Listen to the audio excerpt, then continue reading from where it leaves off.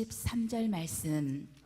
그들이 나곤의 타작마당에 이르러서는 소들이 뛰므로 웃사가 손을 들어 하나님에게를 붙들었더니 여호와 하나님이 웃사가 잘못함으로 말미암아 진노하사 그를 그곳에서 치시니 그가 거기 하나님의 곁에서 죽으니라. 여호와께서 웃사를 치심으로 다윗이 분하여 그곳을 베레스 웃사라 부르니 그 이름이 오늘까지 이르니라.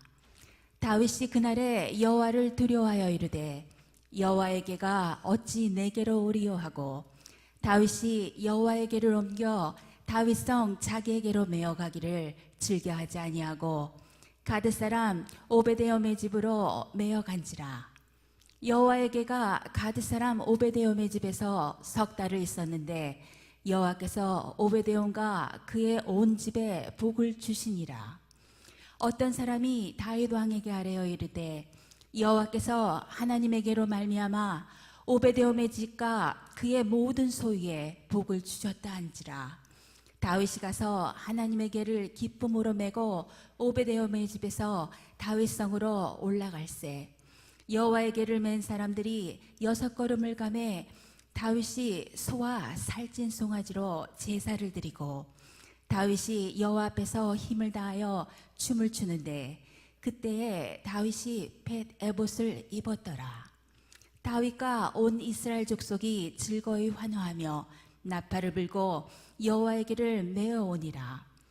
여호와에게가 다윗성으로 들어올 때에 사울의 딸 미갈이 창으로 내려보다가 다윗 왕이 여호와 앞에서 뛰놀며 춤추는 것을 보고 심중에 그를 업신여기니라. 여호와에게를 메고 들어가서 다윗이 그것을 위하여 친 장막 가운데 그 준비한 자리에 그것을 두매 다윗이 번제와 화목제를 여호와 앞에 드리니라. 다윗이 번제와 화목제 드리기를 마치고 만군의 여호와의 이름으로 백성에게 축복하고 모든 백성 곧 이스라엘 무리에게 남녀를 막론하고 떡 한 개와 고기 한 조각과 건포도 떡 한 덩이씩 나누어주매 모든 백성이 각기 집으로 돌아가니라. 다윗이 자기의 가족에게 축복가로 돌아오매 사울의 딸 미갈이 나와서 다윗을 맞으며 이르되 이스라엘 왕이 오늘 어떻게 영화로우신지 방탕한 자가 염치 없이 자기의 몸을 드러내는 것처럼 오늘 그의 신복의 계집종의 눈앞에서 몸을 드러내셨도다 하니 다윗이 미갈에게 이르되 이는 여호와 앞에서 한 것이니라. 그가 내 아버지와 그의 온 집을 버리시고 나를 택하사 나를 여호와의 백성 이스라엘의 주권자로 삼으셨으니 내가 여호와 앞에서 뛰놀리라. 내가 이보다 더 낮아져서 스스로 천하게 보일지라도 내가 말한 바 계집종에게는 내가 높임을 받으리라 한지라. 그러므로 사울의 딸 미갈이 죽는 날까지 그에게 자식이 없느니라.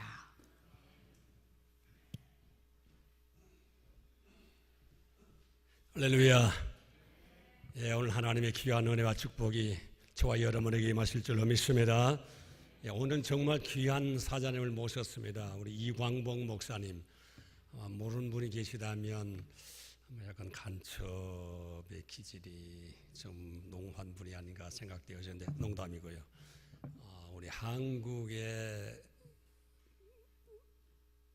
나온 요한계시록에 대해서 세계적인 석학, 신학자요, 교수요, 또 목회자. 그래서 말세론에 대해서 그가 집필한 종말론에 집필한 책이 1000여 권. 보통 분은 이렇게 할 수 없는 하나님 특별히 쓰신 분. 하나님 특별히 쓰신 분. 그런데 어떻게 오늘 우리가 정말 한 시간 모시게 되었습니다. 이건 우리에게 큰 특권의 큰 축복입니다. 믿어지시면 아멘 합시다. 한 시간이지만 이 시간을 통해서 우리의 인생이 하나님 은혜 가운데 정말 천금처럼 피어나는 역사가 일어나게 해주실 줄로 믿습니다. 이미 미국에 와서도 공부를 하셨고 그 다음에 또 신학교의 교수도 하셨고 그 다음에 국내외에 계시록 세미나를 13만 9천여 명이나 인도하셨고, 그 다음에 우리가 한국에 선정한 교회의 지도자로서 선정된 우리 이광복 목사님, 오늘 하나님 은혜 가운데서 저에게 오셔서 말씀을 증거해 주시게 되었습니다. 나오셔서 말씀을 증거할 때 큰 은혜와 축복이 되실 줄로 믿습니다. 나오실 때 할렐루야라고 환호합시다. 할렐루야.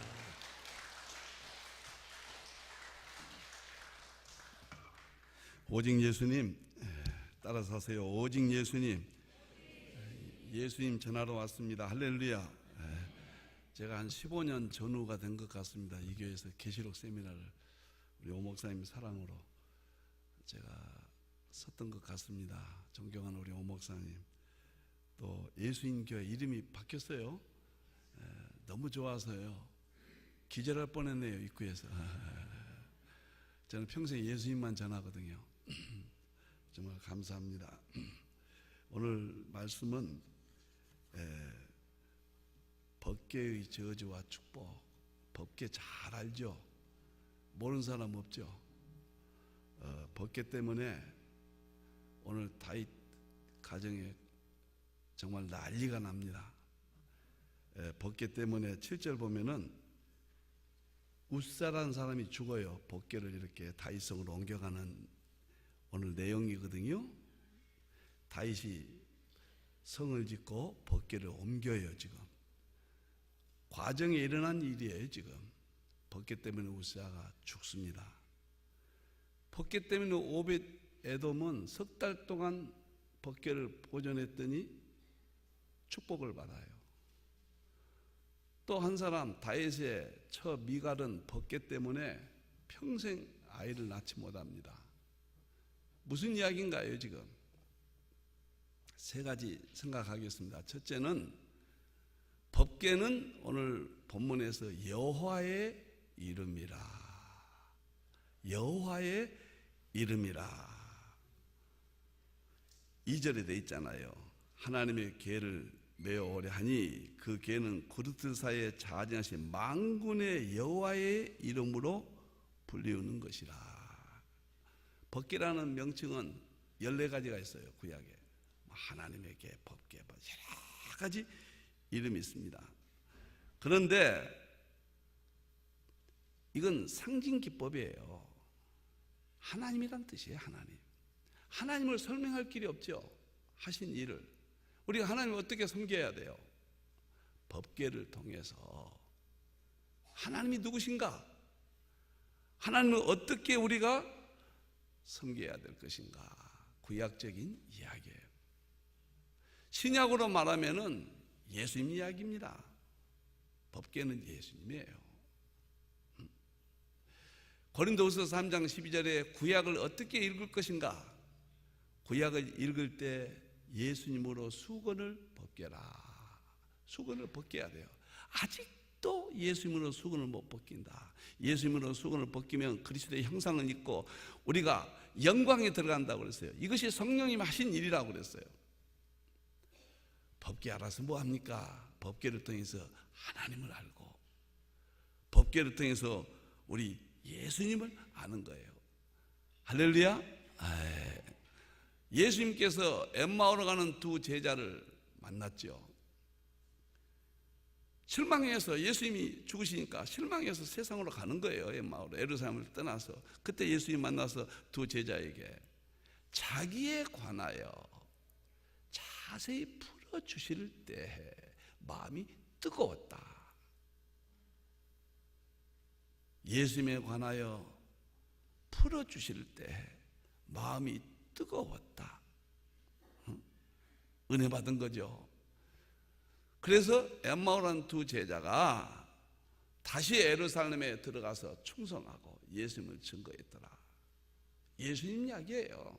모든 성경을 구약에 하나님이 이 땅에 오신 예수님인데 예수님으로 연결해서 보아야 그것이 진리고 그것이 은혜가 되고 그것이 내 삶에 변화를 주는 것이고 예수님만이 나의 전부예요. 전부. 예수님 이야기입니다. 할렐루야.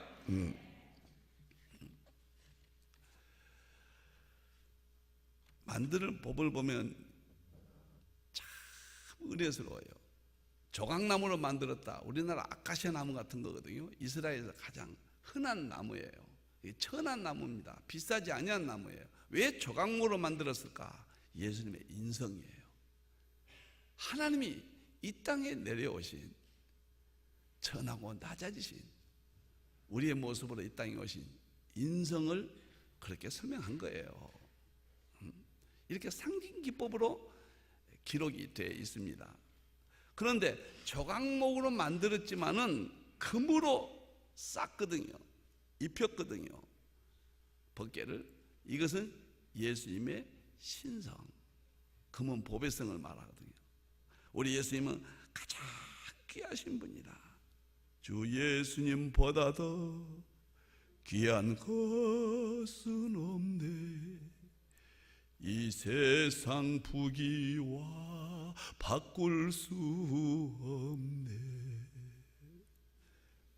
예, 우리 예수님 이야기예요. 예수님 이야기. 제가 너무너무 예수님에 대해서 성경에 깨닫고, 저는 평생 강단에서 예수님 외에는 설교하지 않겠다. 제가 책을 좀 썼습니다마는 그 책이 예수님 내용으로 되지 않는 것은 한 권도 없습니다. 자꾸 예수님이에요. 예수님. 우리 예수님이 지금 법궤예요. 다양하게 우리에게 가까이 있는 농사기법, 가까이 있는 것들을 통해서 예수님은 양이고, 예수님은 강도 되시고, 예수님은 소도 되시고, 예수님은 저 구름기둥 되시고, 우리가 볼 수 있는 가까이 있는 것을 통해서 예수님을 성경은 전해주고 있습니다. 할렐루야. 이 법궤를 어디다 두냐면요, 예루살렘의 성막에 지성소에 있다 법궤를 둡니다. 왜 그랬을까? 가만히 연구해 보니까 기가 막힌 이야기예요. 우주의 중심은 지구예요. 지구의 중심은 이스라엘이에요. 이스라엘의 중심은 예루살렘이에요. 예루살렘의 중심은 성전이에요. 성전의 중심은 지성소예요. 우주의 중심이 지성소입니다. 이해를 시키자면, 여기가 지성소라면, 여기는 성소라면 저 뜰은 마당이라고 볼 수 있어요. 여러분 성소, 여기가 이해를 돕기 위해서. 그런데 왜 법궤를 여기다 뒀는가? 하나님은 지성소에서만 만나주십니다. 이스라엘은요 1년에 한 번씩 만나잖아요. 왜 그랬을까? 법궤가 있기 때문이에요. 그 말은 하나님께서는 예수님을 통해서만 우리를 만나주신다는 거예요. 마태복음 10장 40절에 그랬잖아요. 12제자를 영접하는 것은 나를 영접하는 것이고, 목사님을 영접하는 것, 오간지 목사님을 영접하는 것은 예수님을 영접하는 것이에요. 예수님이 가르치셨잖아요. 예수님을 영접하는 것은 아버지를 영접하는 것이라. 법궤에게 이스라엘 민족이 잘 하는 것은 지금 하나님에 대한 이야기예요. 율법을 통하여 하나님을 알게 해주신 거예요. 그것은 그림자예요. 신약에 오신 예수님 이야기예요. 예수님을 통해서 하나님을 만나는 것이고, 하나님의 구원을 받는 거예요. 지금 믿습니까? 너무 좋아요. 저는 예수님에게 미친 사람입니다. 교회 이름이 바뀌었다고 그래서 역시 오간지 목사님이구나. 예수님께 이런 이름이 어디가 있습니까? 기가 막힌 이름이네요. 기가 막혀요. 할렐루야. 법궤 안에는 세 가지를 넣어놓거든요. 다 예수님 이야기입니다. 법궤 안에는 만나를 두죠. 왜 만나를 둘까요? 보통 사람들이 이스라엘 광야에 기념으로 뒀을 것이다. 기념해서 뭐 할 거예요? 요한복음 6장에서 부르짖자. 나는 하늘에서 내려온 산떡이라. 나를 먹는 자는 영원히 살리라. 생명의 떡 대신, 양식이 되신 우리 예수님을 기념하라는 거예요. 지팡이가 있죠. 아론의 쌍난 지팡이. 아론이 지팡이 가지고 싹이 났다. 그걸 기념하라. 민족에게 기념하라. 기념해서 뭐 할 겁니까? 지팡이가 가진 거. 그것은 부활하신 예수님. 예수님이 부활하셨다. 사셨네 사셨네 예수님 다시 사셨네. 예수님의 부활을 기념하라는 거예요. 법궤 있죠. 왜 법궤를 시흥소에 놨을까? 십계명 있죠. 그 안에 왜 십계명을 넣어놨을까? 십계명 그 귀한 거니까 박물관에 보존하라. 그게 아니에요. 율법을 완성하신 우리 예수님. 이 법궤 위에다 시은소가 있고 양의 피를 꼭 올려놓거든요. 이것은 십자가에서 우리를 위해서 죽으신 예수님. 너무너무 좋습니다. 법궤밖에 없어요. 법궤밖에 없어요. 이스라엘 백성들이 광야에서 꼭 진행할 때는 법궤를 앞에다 딱 맨 제사장이 앞장을 섭니다. 우리의 삶에 예수님을 따라가야 되고 예수님을 모시고 예수님 떠나서는 살 수 없다는 거예요. 법궤가 움직이면 12지파가 따라가고 법궤가 스톱하면 다 정지했어요. 법궤. 저는 84년도에 개척을 했거든요. 어렸을 때부터 저희 어머님이 태어날 때부터 목사가 되라 외적으로 5대째 제가 5대 제 손주가 있는데 7대입니다. 제 나이에 5대째 믿는 사람 아직 발견 못했습니다. 저는 오 목사님보다 3살 아래입니다. 제가 너무 젊으셔. 난 조영기 목사님하고 똑같으시 아야. 어쩌면 목소리도 그러시고 깜짝 놀랐어요. 동생인 줄 알고. 그런데 MBC PD 생활을 한 7년 했습니다. 제가 별이 빛나는 밤에 내가 담당 PD였어요.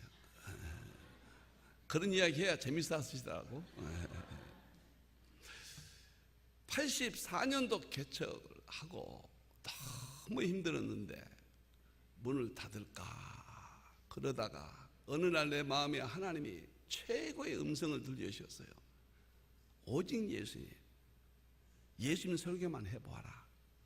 그리고 재림에 대해서 왜 이 시대에 안 하는지 재림 설교를 좀 해보아라. 85년 1월 달부터 그래 어차피 문 닫을 걸 어차피 힘든 건 나는 목회 자질이 부족한 사람이다. 이제 금년 내로 후임자 해서 넘겨야 되겠다. 그렇게 생각하라고 무조건 85년 1월 1일부터 예수님 설교만 했습니다. 그냥 말이 되든 안 되든 제가 그렇게 해본 거예요. 그리고 계시록 종말론만 1년 동안 문 닫을 때까지 설교 한번 해보고 내 목회자로서 나는 부족하니까 목회는 오간진 목사님이 하시고 나는 그냥 성도로서 섬겨야 되겠다. 그런데 놀라운 일이 벌어졌어요.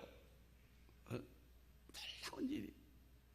예수님을 말이 되든 안 되든 전하다 보니 그리고 계시록과 종말론을 연구를 많이 했습니다. 그때 내 인생의 최고로 한번 연구해 봤어요. 하루에 10시간씩 했어요. 그랬더니 1년 지나니까요. 내가 변해버린 거예요. 세상에 내가 달라진 거예요. 똑같은 환경인데 개척의 고통이 안 보이는 거예요. 왜 내가 이것 때문에 그렇게 힘들어했을까? 내게 변화가 온 거예요.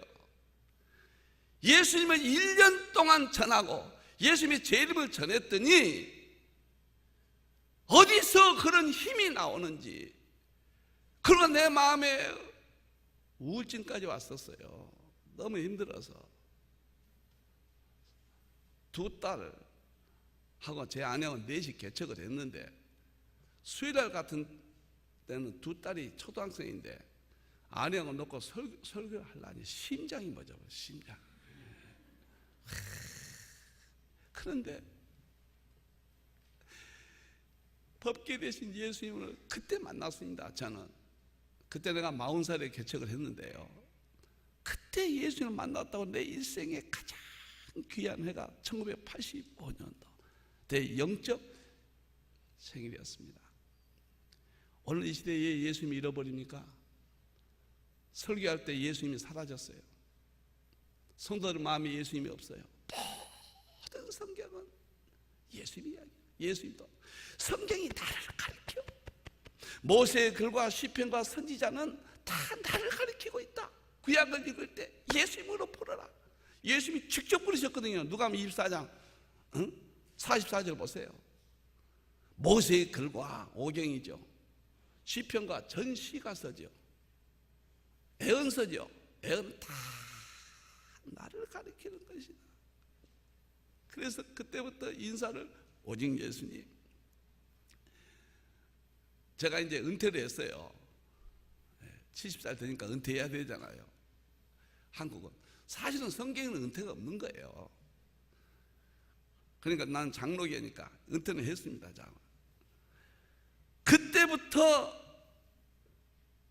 저는 세미나나 목회나 예배 시작할 때 모든 영광 하나님께 1절, 모든 영광 예수님께 2절, 3절은 모든 영광 성령님께.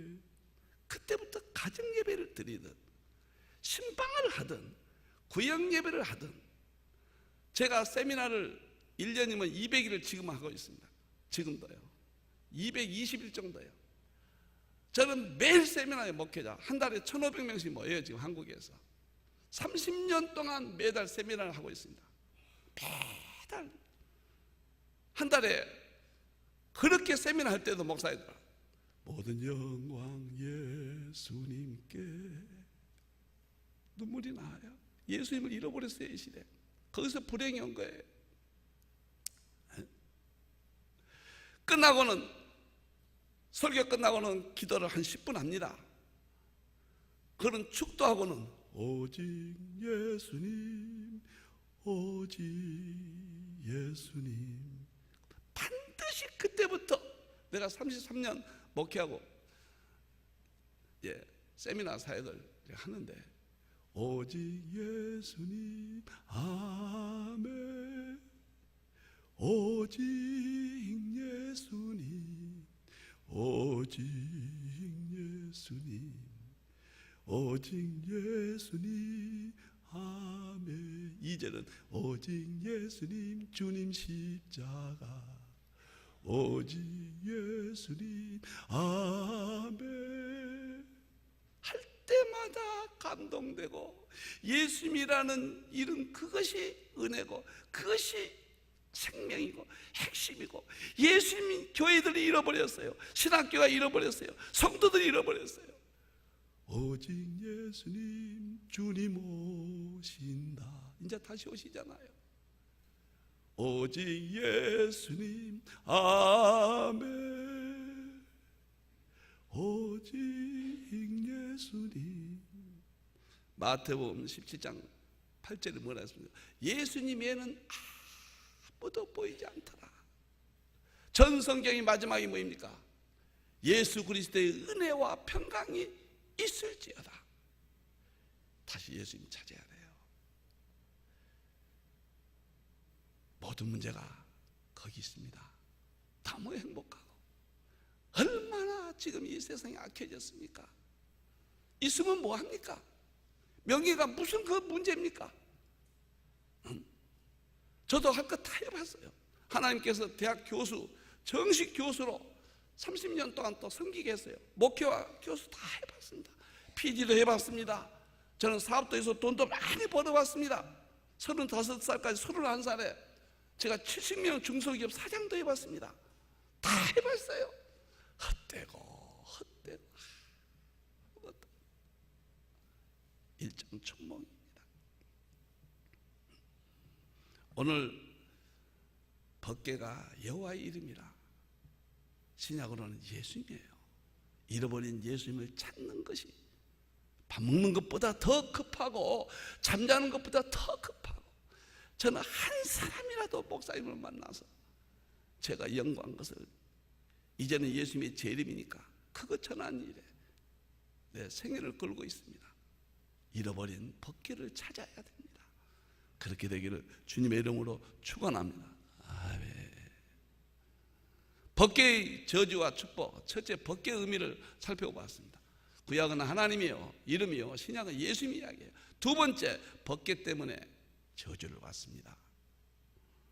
오늘 6절 7절 보니까 우시아가 손을 들어 하나님의 궤를 붙들었어요. 지금 소 있잖아요. 소 구름마. 제가 전라도 사람이라 구름마 그러는데, 구름마에다가 법궤를 싣고 가는데 이 법궤가 흔들흔들 하는 거예요.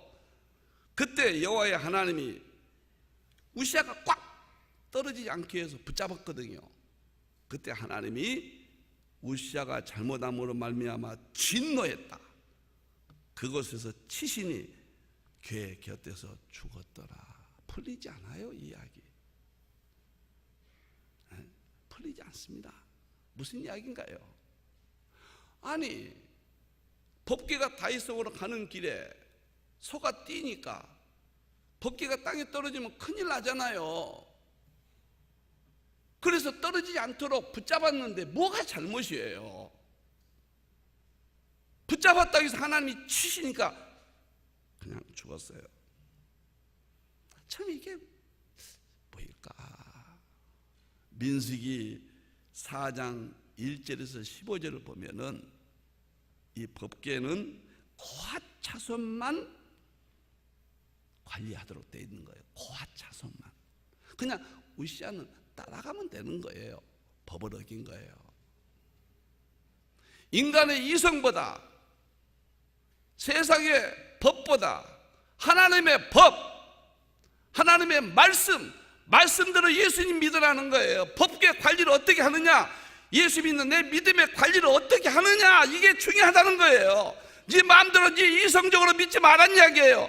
아무리 그 옳다 할지라도 윤리 도덕으로 믿지 말란 이야기예요. 철학적으로 믿지 말란 이야기예요.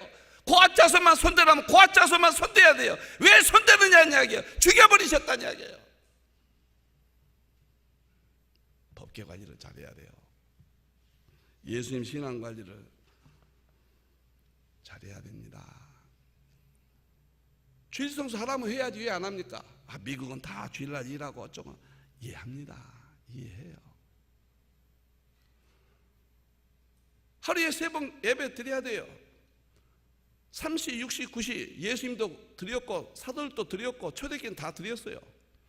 저는 목회할 때 3번 예배 안 드리면 그냥 가만 안 뒀습니다. 주일날 아이들이 공부를 해요? 있을 수 없는 이야기예요. 여러분들 생각에 제가 미치지 않더라도 하나님 말씀을 전합니다. 여러분들요, 성경들을 믿어야죠. 예수님이 제 이름을 위해 기다리지 않습니까? 왜 십자가의 은혜를 잃어버렸습니까? 여러분 십계명 지켜야 돼요. 마태복음 19장 부자가 와서 그랬습니다. 어떻게 해야 영생을 얻습니까? 어떻게 해야 구원을 받습니까? 예수님께서 답변하셨죠. 계명을 지켜라. 모든 주석가들이 그 계명은 십계명이라 그랬어요. 한 사람도 빠지지 않고 십계명을 지켜야 영생을 얻는다. 그렇게 해석을 했어요. 그런데 십계명은 구약이니까 끝났다. 무슨 율법주의자니 이런 소리로 예수님을 다 잃어버린 거예요. 여러분들 죄의자 하는 자마다 천국 가는 것이 아니라 하나님 뜻대로 행하는 자가 천국 간다고 그랬어요. 바리새인과 서기관보다 더 의가 더 크지 않냐면 결단코 구원이 없다고 그랬어요. 오늘 여러분들 미국 땅에 와서 수고하고 잘합니다. 성교에 여러분들이 세계에 흩어진 것도 하나님의 섭리고 너무 여러분들의 선발대예요. 너무 귀해요. 그러다 보니 예수님 잃어버리니까 성경도 잃어버려서 얼마나 공허하고 얼마나 인생이 허무하고 도대체 이게 미래도 모르잖아요. 법대로 하라는 거예요. 법대로. 성경 떠나지 말란 이야기입니다. 사울이 있죠. 사울이 참 좋은 사람입니다. 이스라엘 최초의 왕이고 부모에게 효도했고 관용의 사람이고 사무엘상 11장 보면 겸손의 사람이라고 그랬어요. 세상적으로는 인격이 훌륭한 사람입니다. 근데 왜 하나님이 치셨어요? 그렇게 좋은 사울인데 왜 치셨냐 말이에요. 딱 하나님 법을 어긴 거예요. 사무엘상 13장 13절을 보면은 사무엘이 사울을 찾아갑니다. 왜 찾아갑니까? 제사는 제사장만 드리는데 손댄 거예요. 제사장 위에는 제사를 집례를 못해요. 사울왕이 급하니까 블레셋 찾아오니까 급하니까 그냥 하나님께 제사 지낸 거예요. 그게 뭐가 잘못이에요? 아니 급하니까 하나님께 예배 드렸는데 좀 인도인데 왕인데 왕 정도 되는데 좀 예배 좀 인도했다 해서 뭐가 잘못이냐 말이에요. 이렇게 말할 수 있어요. 사무엘을 보냈습니다. 왕이여, 왕이 망령되이 행하였나이다. 망령되이 행하였나이다. 우시아가 법을 어겼어요. 성경을 고아차손만 손대야 돼요. 사울왕이 제사를 지내버렸어요. 법을 어겼어요. 사울은 그때 끝내버리십니다. 쫓아내버려요. 자살했잖아요. 여러분 머리로 예수님 믿지 마세요. 안 돼요. 예수님 떠나면 세상에 윤리나 도덕이나 교육이나 이런 것이 주인공 노릇합니다. 기준이 세상의 기준이 되어버린 거예요. 우리 예수님 법계 관리 기준이 성경이에요. 예수님 믿는 법이 성경입니다. 제가 계시록을 좀 연구하고 세미나를 많이 했습니다. 이 교회에서도 또 여러분들의 기도해 주셔서 한번 세미나를 했고요. 미국에서도 많이 했습니다. 내가 미국 47번 왔어요. 많이 왔습니다. 그런데 계시록을 연구하고 보니까 오늘 이 시대가 진단이 나왔어요. 제가 부족해서 틀릴 수도 있지만 저는 확신합니다. 라오디게아 교회가 현대교회다. 여기에 대해서 연구를 많이 했습니다. 그러면 라오디게아 교회 문제가 뭐냐? 칭찬이 하나도 없거든요. 오늘 이 시대 교회에 칭찬이 없다는 거예요. 저를 포함해서 물론입니다. 물론이에요. 그렇다고 구원은 없다 그런 건 아니에요. 다 타락했다고 말해요. 가장 역사상 타락했습니다. 교회가 지금 라오디게아 교회예요. 3장 14절에 보면 라오디게아란 말이 민주주의란 뜻이에요. 민중의 비율을 맞추다 그런 뜻이에요. 지금은 민주주의가 세상에는 꽃이죠. 세상은 민주주의가 좋은 거예요. 교회는 정 세상과 반대되는 거예요. 하나님 말씀 통치거든요. 그 민주주의 당회하고 재직회하고 공동회하고 막 투표로 정해버리죠. 다. 세상은 어쩔 수 없는 거예요. 그것이 선이죠.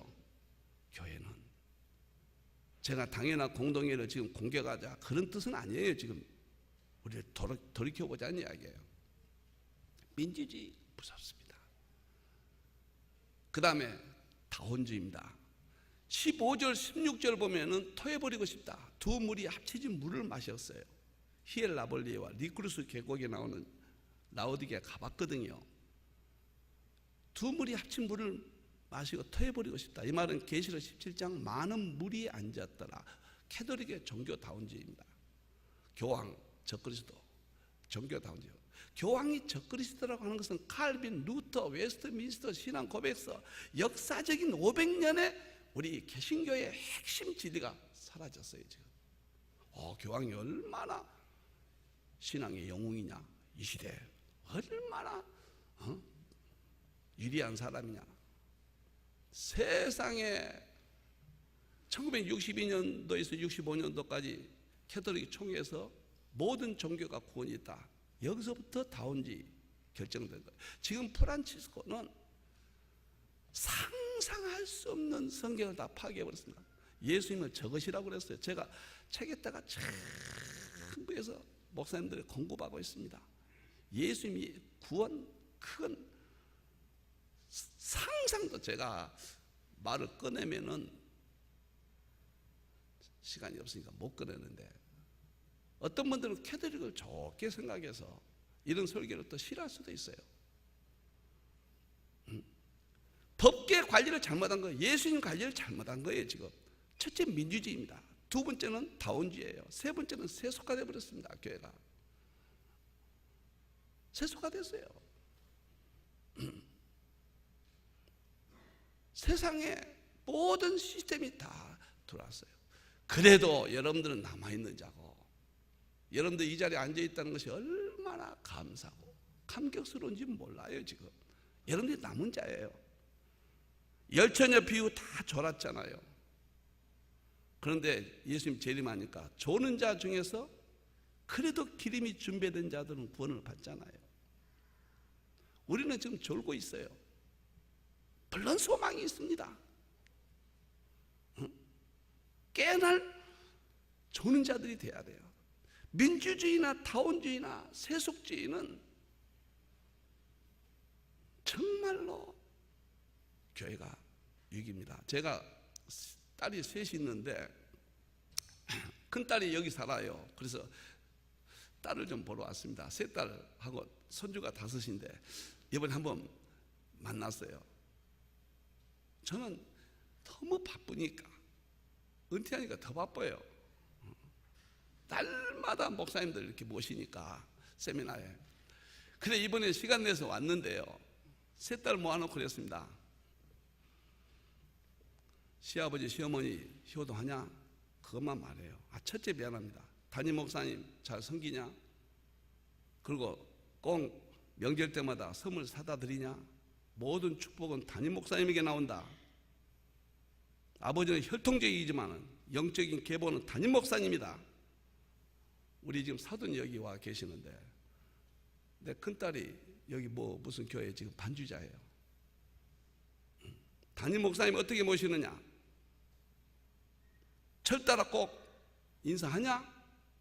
어떤 일이 있어도 목사님 축복 안수기도 받아라. 세 딸에게 이번에 확인, 딴 이야기 안 했습니다. 모아놓고 잊지 말아라. 주의 종을 영접하지 아니한 자는 나를 영접하지 아니한 것이다. 소돔과 고모라보다 더 무섭게 심판하겠다. 마태복음 10장 잘 읽어봐라. 딱 그 말만 했습니다. 아이들에게 6살 때부터 내가 가르쳤어요. 그 다음에 남편에게 순종하냐? 절대 남편보다 먼저 있습니다. 시부모에게 효도하냐? 시부모가 죽으라면 죽어야 된다. 세 딸에게요. 너희가 시부모를 공경하니마다 땅에 있는 부모를 공경하니마다 무슨 하나님을 공경하느냐? 이게 법계 관리 법이에요, 여러분들. 듣기가 좀 싫어도 하고 갈게요. 다시는 안 오면 되죠.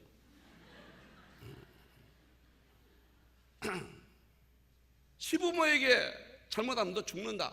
아빠에게 오지 마라. 모르겠습니다. 우리 사돈이 자기 며느리 어떻게 생각하는지 잘 모르겠지만 세 번째, 남편에게 순종하냐 안 하느냐? 남녀 평등 그런 게 어디냐? 아내들아 남편에게 복종하고 순종하라. 교회가 그리스도에게 복종하듯 복종하라. 그게 법계 관리예요. 관리법이에요, 여러분. 순종하냐 안 하느냐? 그래 남녀 평등, 그래 이혼, 그래 여인들이 행복합니까? 한 여자는 남편의 양말도 빨고 된장찌개 끓여놓고 여보 하고 순종도 하고 거기서 행복이 나오는 거예요.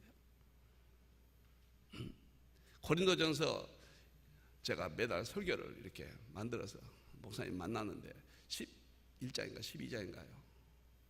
수건 쓰라고 씁니다. 수건 쓰라고 머리에. 여자들 예배 드릴 때 나는 이것은 캐톨릭의 수건 쓴 거에서 거부반응이 많은 사람이거든요. 모슬렘이 또 쓰잖아요. 그런데 이달에 곰곰이 본문을 한번 분석해 봤어요. 그랬더니 그리스도의 머리는 하나님이요, 남편의 머리는 예수님이요, 아내의 머리는 남편이라. 예배 드릴 때 순종의 의미로, 남편에게 순종의 의미로 수건을 쓰라는 거예요. 내가 그 본문을 가만히 보면서 무너졌구나. 법계 관리가 다 무너졌구나. 다 무너졌구나. 아내들이요, 성경 잊지 마십시오. 법계 관리가 잘못됐습니다. 남편들 아내를 위해서 뭐라고 죽기까지 사랑해요. 아내는 사랑하다 죽어야 돼요. 그리스도가 교회를 위하여 죽으신 같이 사랑하라.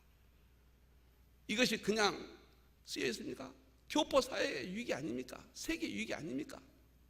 예수님 말씀, 예수님 법계 관련한 법만 있으면은 부부간에 행복하고 시부모와 자녀이 회복되고 하나님과 회복되고 뭐가 회복이 안 됩니까?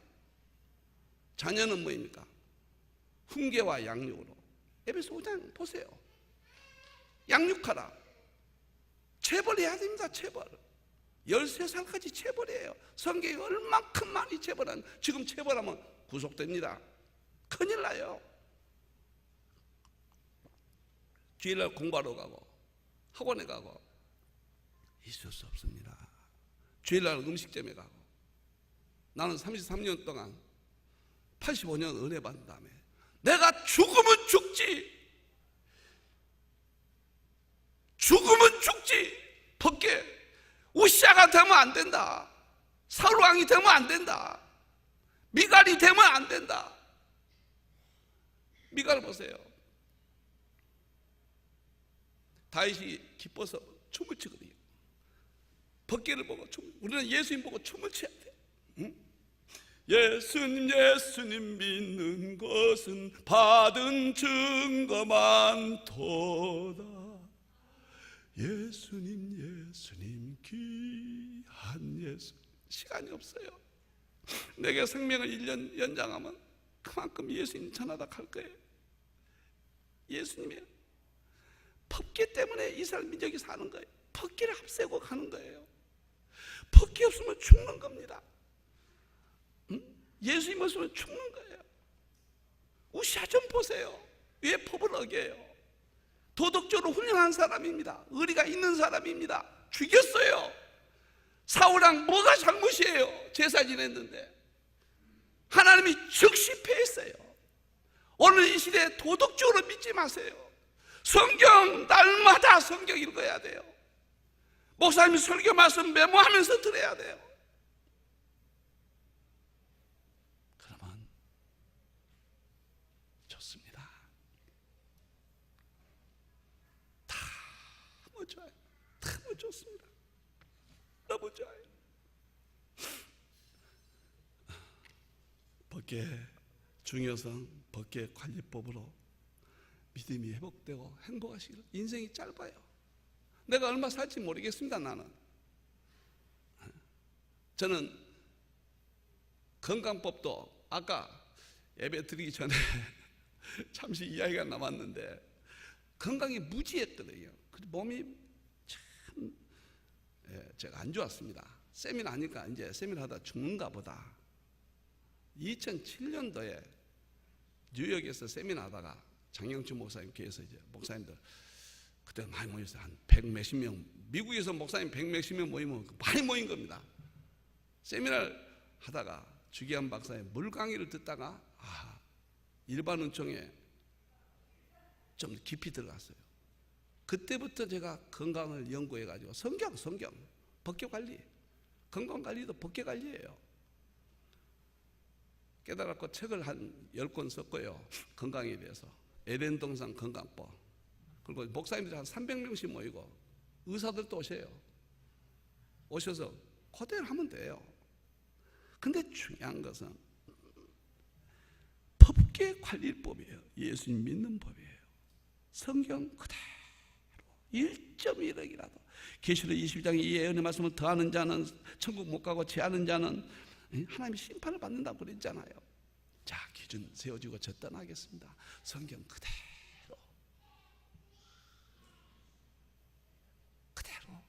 지키세요. 가정 예배 꼭 드리세요. 꼭 가정 예배 드리세요. 주일날 놀러 다니지 마세요. 어쩔 수 없이 지금 힘드신 분들 계신 줄 압니다. 기도 많이 하시고 주일 성수하세요. 자녀들 어쩔 수 없이 상황이 있는 줄 압니다. 이해합니다. 이해상이 아니에요. 내가 천국 가냐 못 가냐, 내가 행복하냐 못 하느냐, 내가 하나님 축복을 받느냐 못 받느냐, 내가 사울왕처럼 심판을 받느냐, 우시아처럼 내가 죽임 당하느냐, 중대한 문제입니다. 예수님 법계 관리 잘하기를 주님의 이름으로 축원합니다. 마지막입니다. 저는 이번에 와서 절대 설교 안 한다. 그 설교 온 거를 안 가지고 오려고 했어요.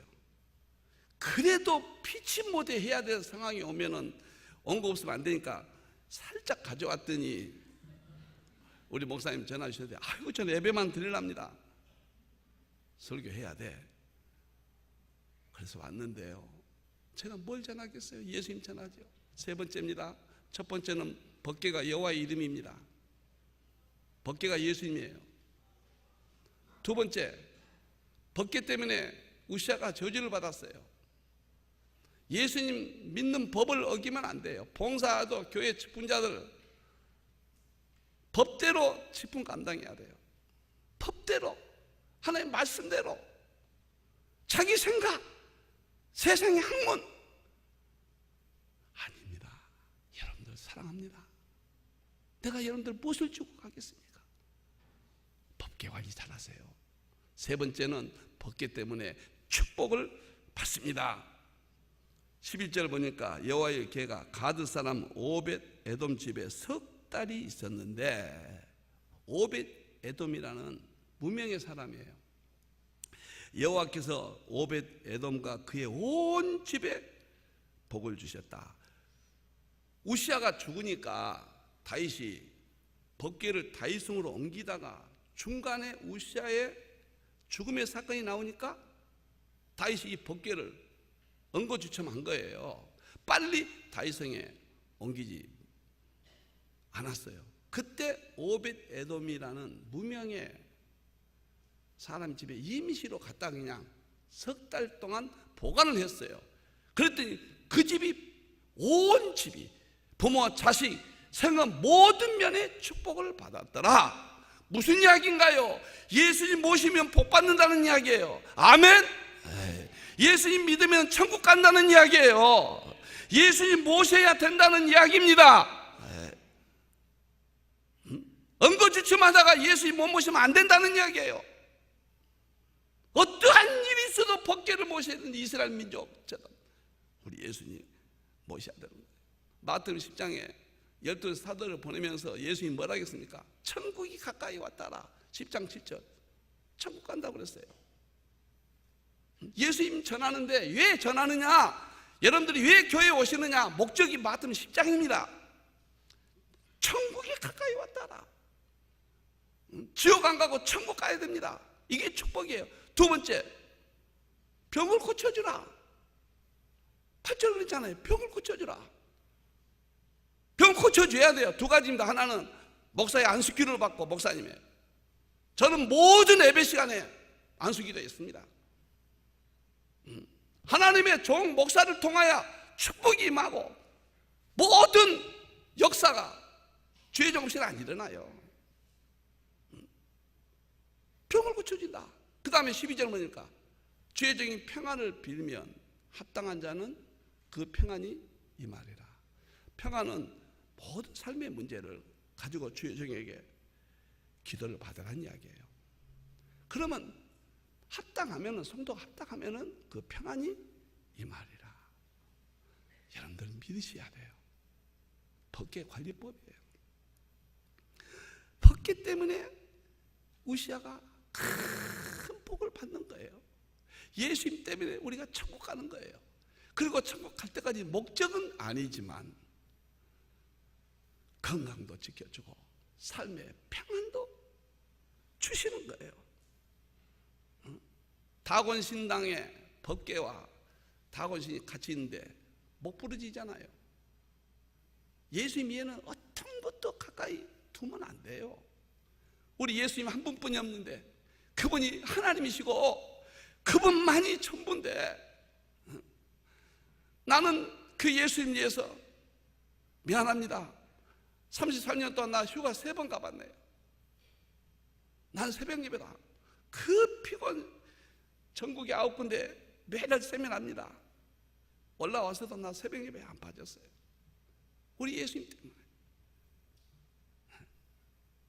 예수님이 축복이 저 같은 사람이 85년대 예수님, 오직 예수님 인사하고 예수님 설교하고 거기다가 재림까지 연구를 하는데 하나님께서요 길을 열어주시는데 86년 목사님이 세미나를 하게 됐어요. 계시록을. 그때부터 전 다른 거 이야기 안 했습니다. 예수님만 이야기했습니다. 계시록 세미나 했는데 지금까지 매달 지금은 1500명 회원 목사님이에요. 그 목사님들 위해서 책을 쓰다 보니까 죄송합니다. 자랑 같아서 1000권이 다 됐어요. 이제 정가가 매겨진 책으로는 2000년 역사에 제가 처음입니다. 아무도 없어요. 예수님 한번 모셨더니 법궤를 모셨더니 이런 하나님의 축복이 임한 거예요. 하나님이 이렇게 저같이 진짜 저는 참 허물이 많은 사람입니다. 저는 예수 믿을 수 있는 자격도 없고 아무것도 없는 사람이에요. 제가 천국 간다면 여러분들은 다 가실 겁니다. 그런 사람인데 예수님을 높였더니 저를 높여주신 거예요. 저를 높여주신 겁니다. 여러분들이요. 어떻게 예수님을 버립니까? 블레셋 전쟁이 있었죠. 사무엘상 4장 17절 보면은 엘리 제사장 때 블레셋 전쟁인데 법궤를 뺏긴 거예요. 이 갑오 하나님이 떠나셨어요. 법궤 뺏기니까 엘리 제사장 목 부러지고 다 폐가 망신해버리잖아요. 교회가 왜 우리 한국 교회들이 이런가? 유럽 교회나 이런 것은 말할 것도 없고요. 그래도 한국 교회가 좀 소망이 있어요. 예수님 빼앗겨버린 거예요. 이 갑오. 여러분들 가정에 가정 예배를 안 드리는 사람이 있습니까? 크리스찬이 아닙니다. 그거. 어떻게 가정 예배를 안 드립니까?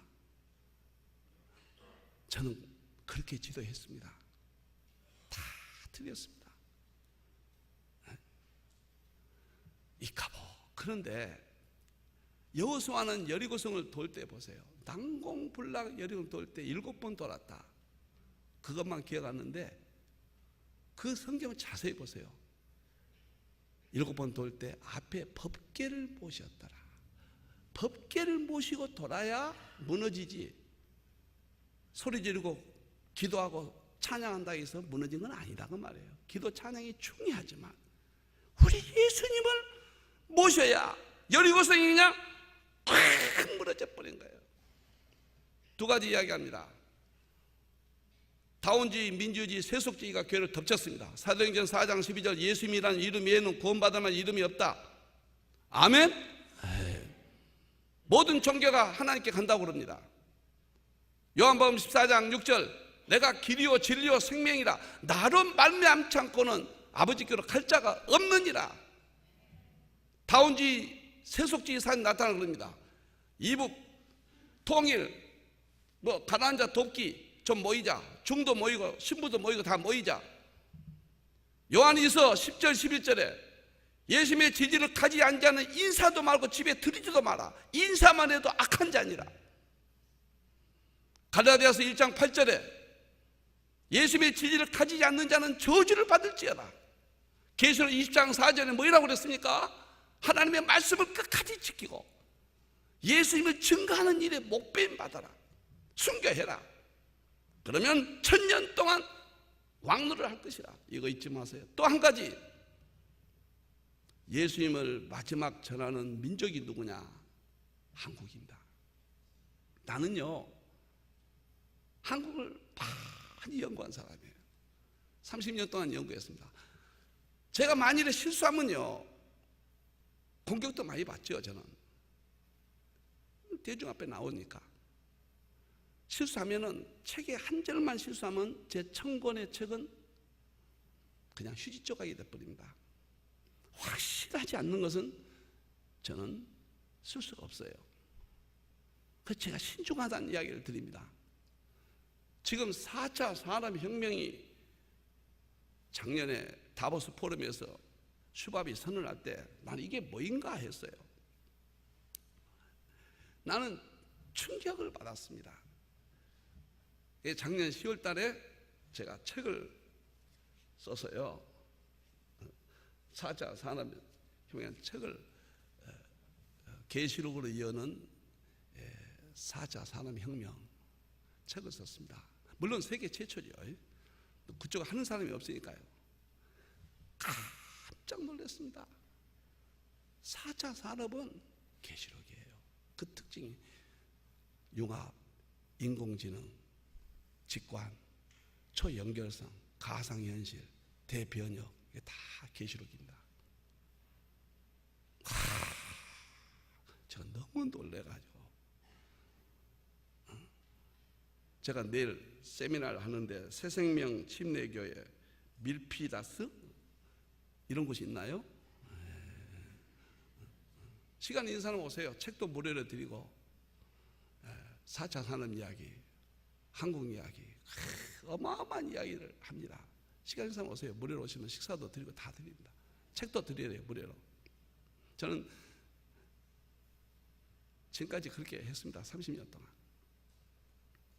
예수님 전한 일에 최선을 다하려 노력한 사람이에요. 자, 한국교회가 지금 엉망이라고 그럽니다. 그래요, 엉망입니다. 저도 엉망입니다. 그러나 세계 전체적으로 보면 그래도 새벽 예배를 하고 그래도 마지막 재림을 맞이할 민족은 한국교회예요. 제가 여기에 대한 책을 많이 썼습니다. 여기서 내가 섣불리 입을 열 수는 없습니다. 한국 이야기만 하면 밤을 샐 겁니다. 놀라운 비밀이에요. 놀라운 일입니다. 그냥 감정이 아닙니다.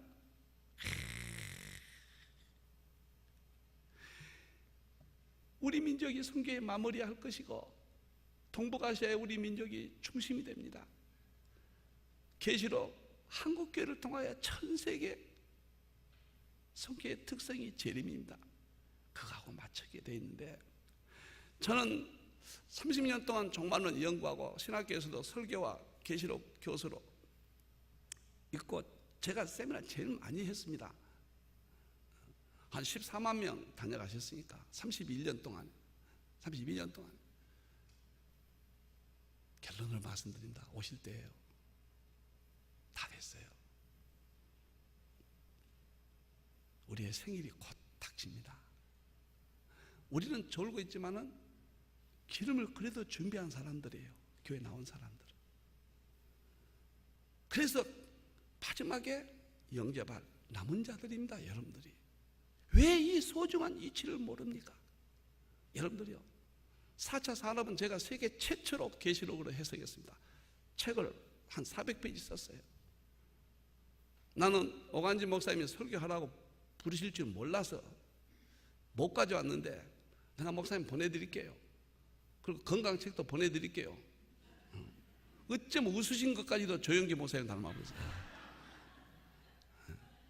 제가 이 교회를 어떻게 잊습니까? 10몇 년 전에 와서 세미나 하게 하시고 뒷바라지를 다 해주셨는데 여러분들 어떻게 잊겠습니까? 저한테 물 한 컵만 대접한 분도 이름은 다 못 되지만 새벽마다 기도 안 한 적이 한 번도 없습니다. 여러분들이요. 주님 오실 때가 다 끝났습니다. 4차 산업혁명 잊지 마시고 예수님의 재림 이 시대에 다 끝났어요. 이스라엘이 독립했습니다. 1948년 5월 14일 독립했습니다. 유럽이 통합해서 1957년도에 로마 교황청에서 EU가 로마 조약이 시작됐습니다. 짐승표가 거의 지금 이루어져 가고 있습니다. 그 다음에 적그리스도 종교다운지 프란체스코가 적그리스도다 결론을 내릴 수는 없어요. 인물론은 그 다음일지 모르지만 신학적으로는 완벽하게 신학자들이 입증했고, 내용적으로는 종교다운지 적그리스도가 100% 완성됐습니다. 프란치스코에 의해서 100%예요. 내용은. 그러나 인물론은 다음일지 그 다음일지는 모르겠습니다. 틀림없어요. 저는 한 가지 실수하면 안 되는 사람입니다. 여러분들이요, 주님의 재림이 가까운 때입니다. 영원히 살게 됩니다. 왕권을 누립니다. 계시록 21장의 4절에 눈물이 없고 코가는 것이 없고 죽음도 없는 큰 영광스러운, 이사야 64장에 부르기 전에 응답하겠고 새하늘과 새 땅에서 큰 영광스러운 이런 보화들을 잃어버렸습니다. 예수님을 잃어버리니까 천국을 잃어버렸고 우리의 길이 지옥으로 가는 길입니다. 지금 다행히도 깨워주시니까, 다행히도 한국의 한국, 내가 민족주의 아닙니다. 우리 사돈하고 어제 여기저기 가면서 보니까 한국 이야기를 했더니 우리 사돈은 자기는 이제 미국에서 오래 살다 보니까 세계 민족에 대한 관심을 갖는다. 당연하죠. 어르신 말씀이에요. 그러나 마지막에 한국에 성경에 엄청나게 연관시킬 수 있어요. 떠나겠습니다. 다시 전합니다. 예수님 소중합니다. 찾으세요. 그리고 법계 관리법, 예수 믿는 법을 지키세요. 예수님 법을 어기다가 저주를 받았던 우시아를 생각하세요. 예수님 모셨다가 복을 받은 무명의 오벳 에돔을 생각하세요. 기도하겠습니다. 주님, 빌어먹을 놈, 망치로 두들겨 맞아도 감당해야 될 죄인이 예수님을 증거했습니다. 오간선 목사님 붙들어 주시고 교포사에서 이렇게 교회를 이끌어 오셨습니다. 눈물과 그 수고가 헛되지 않습니다. 온 교회가 법궤를 다시 찾게 해주시고 법궤 관리법을 알게 해주시고 법궤 때문에 저주받은 자 없게 해주시고 법궤 때문에 오벳 에돔 집이 복을 받았듯이 축복받는 교회로 주여 삼아 주시옵소서. 주여, 예수님밖에 없습니다. 예수님 증거하고 갑니다. 4차 산업혁명 시대가 됐는데 전 세계 아는 사람이 없습니다. 우리 민족이 중요한 포지션인데 왜 이렇게도 우리는 모르고 살아야 됩니까? 종이 이 교회를 위해서 기도하겠습니다. 법궤를 다시 찾게 해 주시옵소서. 다시 오실 예수님의 이름으로 기도하옵나이다.